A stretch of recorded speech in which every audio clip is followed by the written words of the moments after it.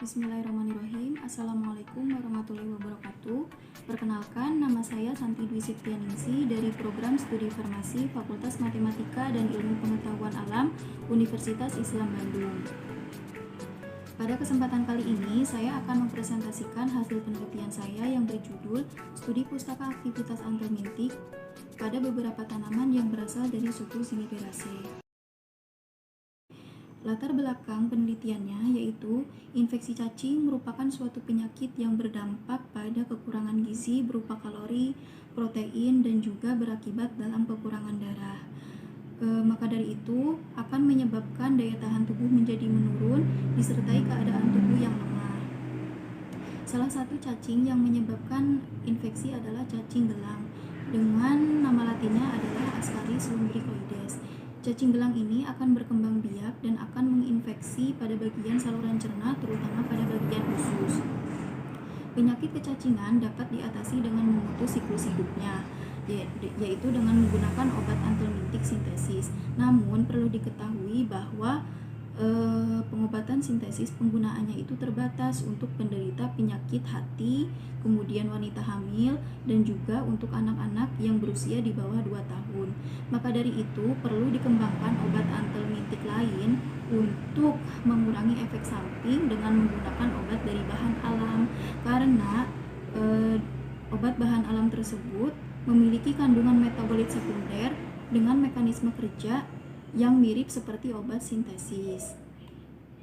Salah satu obat anthelmintik dari bahan alam yaitu dari suku Zingiberaceae, di mana suku Zingiberaceae ini telah lama digunakan oleh masyarakat untuk pengobatan seperti untuk antiinflamasi dan juga analgesik. Selain itu, tanaman ini memiliki aktivitas sebagai anthelmintik karena pada suku Zingiberaceae ini terdapat kandungan metabolit sekunder seperti flavonoid, tanin, saponin, alkaloid, di mana senyawa tersebut berperan aktif dalam menyebabkan kelumpuhan dan juga kematian cacing. Pada penelitian ini diperoleh tujuan penelitian, yaitu mengkaji 5 jenis tanaman dari suku Zingiberaceae yang berpotensi sebagai anthelmintik terhadap beberapa cacing yang dijadikan model secara in vitro. Kemudian menentukan aktivitas 5 jenis tanaman suku Zingiberaceae yang memiliki potensi sebagai anthelmintik paling efektif pada berbagai model cacing secara in vitro dengan berdasarkan waktu yang tercepat dibandingkan dengan pembandingnya. Kemudian mengetahui juga senyawa metabolit sekunder yang diduga terdapat di dalam tanaman yang berkhasiat sebagai anthelmintik. Selanjutnya, metode penelitiannya itu menggunakan metode systematic literature review melalui artikel penelitian yang dipublikasikan baik itu yang bereputasi maupun internasional. Hasil yang didapatkan pada tabel tersebut menyatakan bahwa kelompok tanaman dari suku Zingiberaceae diantaranya ada ekstrak etanol rimpang lengkuas, ekstrak aseton rimpang kencur, kemudian ekstrak etanol rimpang bangle, lalu ekstrak etanol rimpang jahe emprit, dan yang terakhir ekstrak etanol rimpang kunyit ini memiliki aktivitas atau berpotensi sebagai anthelmintik terhadap beberapa model cacing, diantaranya yaitu ada Ascaridia galli, kemudian Peretima postuma, dan juga Ascarisum.